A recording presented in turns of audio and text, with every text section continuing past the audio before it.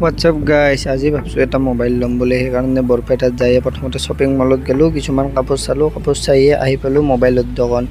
এই মোবাইলৰ দোকানখন বৰপেটাৰে ৰাম মন্দিৰৰ আগেদি এই বিল্ডিংটোৰ ওপৰত আছে। ইয়াত দাদাসকলে বিভিন্ন ধৰণৰ অফাৰো দি থাকে আৰু ময়ো আজি সেইকাৰণে এটা মোবাইল ল'ব আহিলোঁ। আহিয়ে চালোঁ নাথিঙৰ ফোন।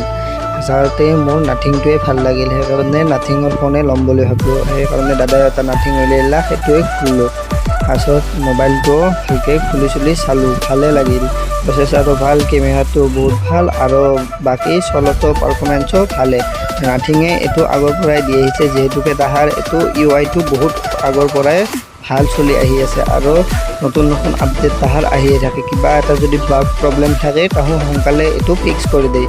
সেইকাৰণে ভাবিলোঁ এইবাৰ মই এটা নাথিং মোবাইল ল'ম বুলি। সেইকাৰণে নাথিং মোবাইল এটাই লৈ ল'লোঁ আৰু আহোঁতে সেই নতুন মোবাইলটো দিয়ে ভিডিঅ' কৰি আমি সিদিনা